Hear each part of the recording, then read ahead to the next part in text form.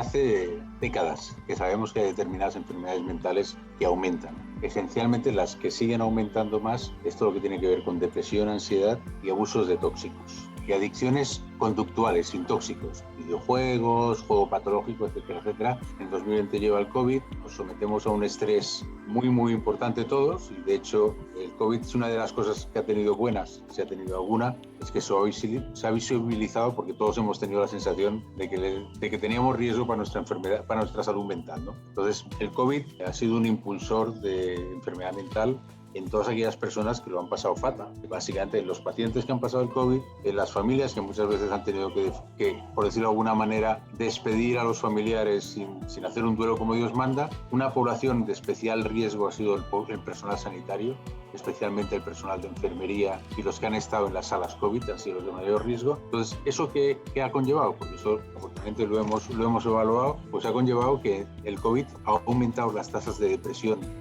de ansiedad, un 25%. En este caso ha habido una situación que es especialmente dramática, entre comillas, y es el aumento de la enfermedad mental en gente joven, en niños, adolescentes, y en concreto el aumento de la conducta suicida, que no del suicidio afortunadamente, de la conducta suicida en jóvenes y en adolescentes.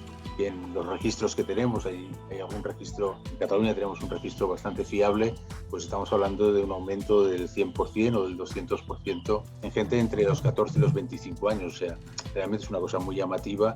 Han aumentado las conductas suicidas, han aumentado las autolesiones, han aumentado los trastornos de la conducta alimentaria y la depresión y la ansiedad también en jóvenes, con lo cual probablemente es en estos momentos lo que más nos preocupa es lo que está pasando en jóvenes, porque aumentó cuando empezamos con el aislamiento social, pero ahora que ya volvemos otra vez a tener una vida social más o menos normal, no hemos conseguido volver a las cifras previas. Tener miedo es normal y es un mecanismo de adaptación a las situaciones de riesgo. O sea, en aquellos momentos tener miedo lo teníamos la inmensa mayoría. Los que no tenían miedo o mentían o eran inconscientes. ¿Qué quieres que te diga?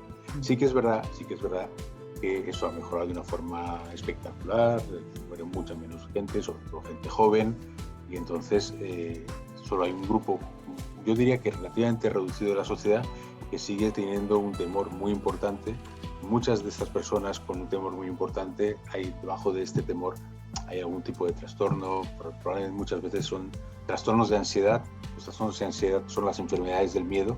Un enfermo con ansiedad básicamente lo que tiene es miedo, y sí que es verdad que hay determinados rasgos de población, sobre todo gente mayor, que lo ha pasado muy mal, que han perdido seres queridos y que siguen teniendo unas precauciones, yo diría que son precauciones exageradas, aunque no me atrevería a decir que no son normales. Sobre todo ten en cuenta estas personas mayores que han perdido un hijo y han perdido al marido en pleno COVID, no han podido despedirse.